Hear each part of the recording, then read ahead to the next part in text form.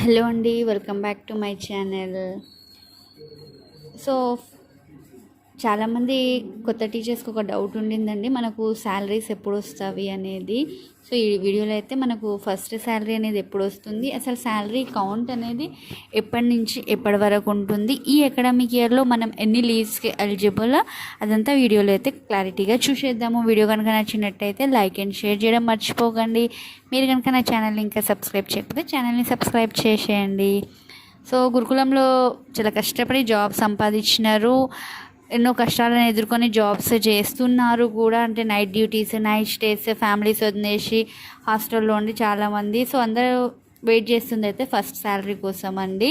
So చాలామంది జూలైలో join అయ్యారు, జూలై 15 తర్వాత. సో అప్పటి నుంచి ఫస్ట్ శాలరీ అయితే మనకు రాలేదు. దానికి రీజన్ ఏంటంటే ఫస్ట్ థింగ్ ఎంప్లాయీ ఐడి ఒకటి. సో ఎంప్లాయీ ఐడి రాకముందు శాలరీ క్లెయిమ్ చేయడానికి అయితే రాదు. సో ఇప్పుడు మనకు ఫస్ట్ శాలరీ అనేది ఈ మంత్లో వచ్చేస్తుందండి. ఆల్రెడీ ఈరోజు ఫస్ట్. సో కొన్ని సొసైటీస్లో బై 5th పడతాయి శాలరీస్, కొన్ని సొసైటీస్లో అయితే బై 10th అయితే పడతాయి. సో ఇంకొంతమందికి ఉన్న డౌట్ ఏంటంటే శాలరీ 1 to 31st కౌంటా, లేకుంటే మన జాయిన్ అయిన ఇప్పుడు 20కి జాయిన్ అయితే 20 to 20 కౌంటా అనేది. అంటే government salaries all count from 1 to 30 or 31st అండి.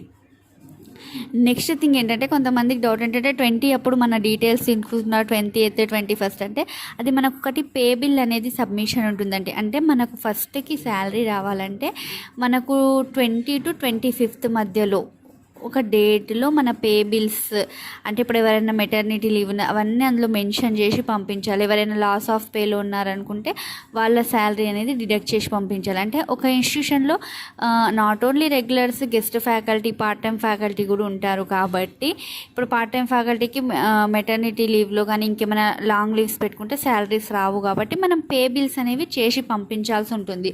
ఒక్కొక్క ఇయర్ ఇంక్రిమెంట్ ఉంటుంది. ఇప్పుడు మన సీనియర్స్ ఉంటారు, వాళ్ళకి ఇంక్రిమెంట్స్ ఉంటాయి. నెక్స్ట్ డీడబ్ల్యూ చేసే వాళ్ళకి, వైస్ ప్రిన్సిపల్ లేదా ఏటీపీ చేసే వాళ్ళకి అలవెన్సెస్ ఉంటాయి. సో అవన్నీ మనం శాలరీ ప్రపోజల్స్ పంపిస్తే మన ఆఫీస్ స్టాఫ్ ఎగ్జాక్ట్లీ అంతే అమౌంట్ అనేది మన అకౌంట్లోకి వస్తుంది. సో ఇది ఇన్స్టిట్యూషన్కి అయితే రావండి, దాదాపు సొసైటీస్కి మన డైరెక్ట్ అకౌంట్కి పడిపోవడం అయితే జరుగుతుంది. సో శాలరీ కోసం ఈగర్గా వెయిట్ చేసిన వాళ్ళందరికీ గుడ్ న్యూస్ అండి, ఈ మంత్ అయితే మన శాలరీస్ వచ్చేస్తవి. నెక్స్ట్ థింగ్ అండి, సో చాలామంది లీవ్స్ విషయంలో కన్ఫ్యూజ్ అవుతున్నారు. ఇప్పటికీ క్లారిటీ లేకుండా ఉండింది. అసలు మనకు ఎన్ని లీవ్స్ ఉంటాయి గురుకులంలో అంటే 15 CLs క్యాజువల్ లీవ్స్ ఉంటావండి, 7 వచ్చేసి స్పెషల్ లీవ్స్ ఉంటాయి, నెక్స్ట్ 5 అనేది OHS ఉంటాయి. ఓకేనండి. ఓవరాల్గా 15 + 5 20 + 7 27 లీవ్స్ అనేవి జెంట్స్కి అండి. లేడీస్కి అయితే 5 ఉమెన్ CLs ఉంటాయి. ఓకేనా. ఓవరాల్గా 27 + 5 32. అయితే ఇందులో ఇప్పుడు 22 అనేవి లీవ్స్, 5 అనేది ఆప్షనల్ హాలిడేస్ మెన్కి. ఉమెన్కి అయితే 27 leaves, 5 optional holidays. So optional holidays బయట జనరల్ ఇన్స్టిట్యూషన్లో ఏంటంటే అందరు టీచర్స్ ఒకే రోజు తీసుకొని స్కూల్కి హాలిడే, ఆప్షనల్ హాలిడే లాగా డిక్లేర్ చేయొచ్చు. కానీ మన గురుకులంలో స్టూడెంట్స్ మన దగ్గరే ఉంటారు కాబట్టి అందరు ఒకే రోజు OHని తీసుకోవడానికి ఉండదు. సో 1/3 ఆఫ్ ద ఫ్యాకల్టీ లేదా 50% ఆఫ్ ద ఫ్యాకల్టీ, ఒక్కొక్క ఇన్స్టిట్యూషన్కి వేరే వేరే రూల్స్ ఉంటాయి. సో 1/3 అంటే 30. ఇప్పుడు 9 మెంబర్స్ టీచర్స్ ఉన్నారనుకోండి, 3 మెంబర్స్ తీసుకోవచ్చు. ఓకేనా. 12 మెంబర్స్ ఉన్నారనుకోండి, 4 మెంబర్స్ టీచర్స్ 30% అయితే. అదే 50% అనుకోండి, 12 టీచర్స్ ఉంటే 6 టీచర్స్ ఈసారి తీసుకోవచ్చు. నెక్స్ట్ వచ్చే OHకి ఇంకో 6 మెంబర్స్ తీసుకోవచ్చు. అంటే 50% OH అయితే 50% అండి. 50% కానీ 1/3 కానీ OH అయితే తీసుకోవడానికి ఆప్షన్ ఉండింది. ఓకేనండి. ఇవ్వండి మన లీవ్స్. మెన్కి అయితే 22 + 5 OH, ఫీమేల్కి అయితే 27 + 5 OHS. సో ఇవి కాకుండా మనకు ఇంకా అదర్ బెనిఫిట్స్ కూడా ఉంటాయి. చైల్డ్ కేర్ లీవ్స్ లాంటివి, maternity leave, paternity leave, half pay leaves, ఇలాంటివన్నీ బెనిఫిట్స్ ఉంటాయి. ఇది నార్మల్. నెక్స్ట్ అకాడమిక్ ఇయర్ ఏంటంటే January 2025 నుంచి ఇవన్నీ అప్లికేబుల్ అవుతాయి. కానీ ఈ అకాడమిక్ ఇయర్కి మనము జూలైలో జాయిన్ అయినాము చేస్తున్నాము కాబట్టి లీవ్స్ అనేవి నాకు తెలిసినంత వరకు అయితే నాకు ఒక దగ్గర నుంచి వచ్చిన ఇన్ఫర్మేషన్ క్యాజువల్ లీవ్స్ అనేవి 6 ఇస్తున్నారండి, సిఎల్స్ 6 ఇస్తున్నారు. నెక్స్ట్ స్పెషల్ సిఎల్స్ 2 ఇస్తున్నారు, ఉమెన్ సిఎల్స్ 2 ఇస్తున్నారు, ఓహెచ్ 2 ఇస్తున్నారు. సో మరి మీ ప్రిన్సిపల్ని ఒకసారి అడిగి తెలుసుకోండి, వాళ్ళు హెడ్ ఆఫీస్ నుంచి కన్ఫర్మేషన్ తీసుకుంటారు. మీ ఇన్స్టిట్యూషన్లో మీకైతే ఎన్ని లీవ్స్ ఇస్తున్నారో నాకు కామెంట్లో తెలియచేయండి. ఇంకొకటి ఏంటంటే కొన్ని సొసైటీస్లో అంటే అన్ని ఇన్స్టిట్యూషన్స్ కూడా ఇవేం ఫాలో అవ్వట్లేవండి. అసలు జాయిన్ అయిన 1 మంత్ వరకు అయితే అసలు ఒక్క లీవ్ కూడా ఎట్ ఎనీ కాస్ట్ ఇవ్వడం లేదు. సో 1 మంత్ తర్వాత పెట్టుకోండి అని చెప్తున్నారు డైరెక్ట్ రిక్రూటీస్కి. కొన్ని దగ్గర ఇస్తున్నారు ఇది కూడా, కొన్ని దగ్గర 4-5 డేస్ తీసుకున్నారు అంటే ఫ్యాకల్టీస్, ఎందుకంటే జాయిన్ అయిన తర్వాత షిఫ్ట్ కావడానికి కదా. కొన్ని దగ్గర అయితే అసలు నో అంటే నో అంటున్నారు. ఓకేనా అండి. నెక్స్ట్ ఇంకా డెప్యుటేషన్ ప్రాసెస్ గురించి కూడా అడుగుతున్నారు చాలామంది. ఇంకో 15 డేస్ 20 డేస్ అయితే మనకి ఇచ్చిన 60 డేస్ ఆఫ్ పీరియడ్ కంప్లీట్ అయిపోతుంది. దాని తర్వాత డెప్యుటేషన్కి మనకు ఆప్షన్ అనేది కాలేజెస్కి వస్తుంది. డెప్యుటేషన్స్ అయితే కొన్ని సొసైటీస్లో స్టార్ట్ అయినవి. ఫస్ట్ సీనియర్స్కి ఇస్తారండి డెప్యుటేషన్లో ఫస్ట్ ప్రయారిటీ కూడా, దాని తర్వాతే డైరెక్ట్ రిక్రూటీస్కి ఇస్తారు. కానీ డైరెక్ట్ రిక్రూటీస్కి వెరీ జెన్యూన్ కేసు ఉంటే మాత్రమే డెప్యుటేషన్ అనేది ఇవ్వడం జరుగుతుంది. డెప్యుటేషన్లో హస్బెండ్ కేసు చూస్తారా అంటే స్పౌస్ కేసు చూస్తారా అంటే ఇట్ డిపెండ్స్. అంటే మనం అడిగిన ప్లేస్లో వేకెన్సీ కూడా ఉండాలి. మనకి వేకెన్సీ ఉంటే ఇవ్వడానికి చాయిసెస్ అయితే ఉన్నవి. దాంట్లో మల్టీజోన్ 1-2 అనేది అలా ఏం లేదు.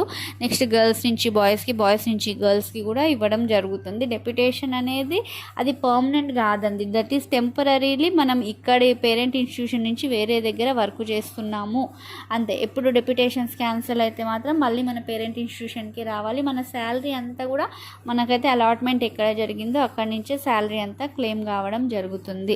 మెటర్నిటీ లీవ్ గురించి సోషల్ వెల్ఫేర్లో సర్క్యులర్ వచ్చింది. ఇంకా రిమైనింగ్ సొసైటీస్లో అలాంటి సర్క్యులర్ అయితే ఇంకేమీ రాలేదండి, ఇంకా స్టిల్ వెయిటింగ్.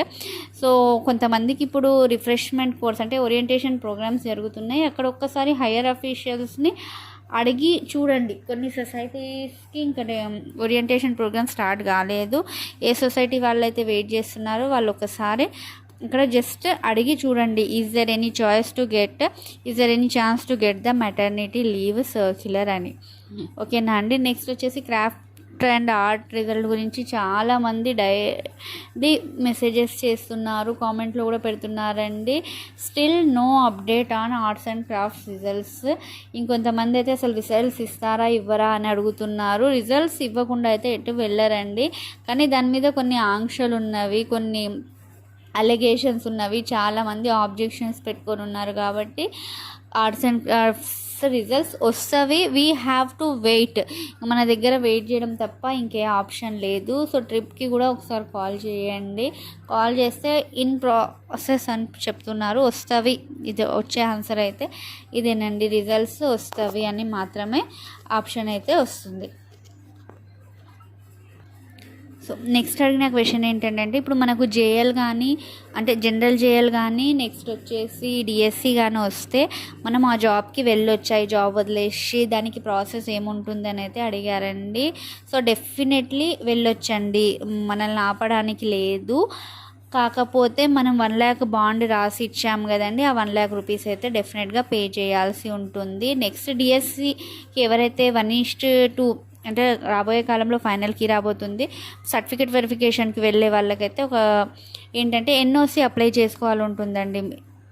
మీరు ఎన్ఓసి అంటే నో ఆబ్జెక్షన్ సర్టిఫికేట్, అంటే మీరు డిఎస్సి సర్టిఫికేట్ వెరిఫికేషన్కి అటెండ్ కావడానికి మీరు ఎక్కడైతే జాబ్ చేస్తున్నారో ఆ ఇన్స్టిట్యూషన్కి లేదా ఆ సొసైటీకి మీరు ఆ సర్టిఫికేట్ వెరిఫికేషన్ అంటే డాక్యుమెంట్ వెరిఫికేషన్ అటెండ్ కావడానికి ఎలాంటి ఆబ్జెక్షన్ లేదు అని ఎన్ఓసి అయితే మీరు డెఫినెట్గా యూ హ్యావ్ టు ప్రొడ్యూస్.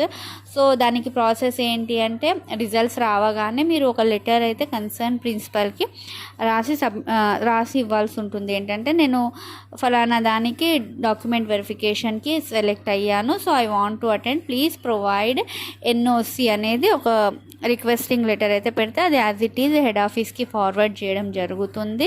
లేదా కొన్ని కేసెస్లో మిమ్మల్ని హెడ్ ఆఫీస్కి వెళ్ళి ఇవ్వమంటారు. సో అది తీసుకెళ్ళి హెడ్ ఆఫీస్లో ఇస్తే మీకు వితిన్ 10 డేస్, మినిమం అయితే 10 డేస్ పడుతుంది. 10 డేస్లో ఎన్ఓసి అయితే కాలేజ్ మెయిల్కి రావడం జరుగుతుంది. మీరు సర్టిఫికేట్ వెరిఫికేషన్కి అటెండ్ కావాలంటే మాత్రం డెఫినెట్గా మీరు ఎన్ఓసిని ప్రొడ్యూస్ చేయాల్సిందేనండి. ఆల్రెడీ జనరల్ జేఎల్ వాళ్ళు చాలామంది ఎన్ఓసి అయితే తీసుకోవడం జరిగింది. సో ఇదండి ఈ వీడియోలో నేను చెప్పాలనుకున్నది. నెక్స్ట్ వీడియోలో మరిన్ని అప్డేట్స్తో కలుస్తాను. నా ఛానల్ని కనుక మీరు సబ్స్క్రైబ్ చేయకపోతే ఛానల్ అయితే సబ్స్క్రైబ్ చేయండి. వీడియోస్ని అయితే చాలామంది చూస్తున్నారు కానీ సబ్స్క్రైబ్ చేసుకోవట్లేదు. సో మీ ఫ్యామిలీ అండ్ ఫ్రెండ్స్లో ఇంకెవరికన్నా ఈ ఇన్ఫర్మేషన్ అనేది యూస్ఫుల్ అయితే షేర్ చేయండి. మీకు ఇంకే టాపిక్ మీద నా వీడియో కావాలనుకుంటే నా కామెంట్లో తెలియజేయండి. ఓకేనా అండి? Thank you.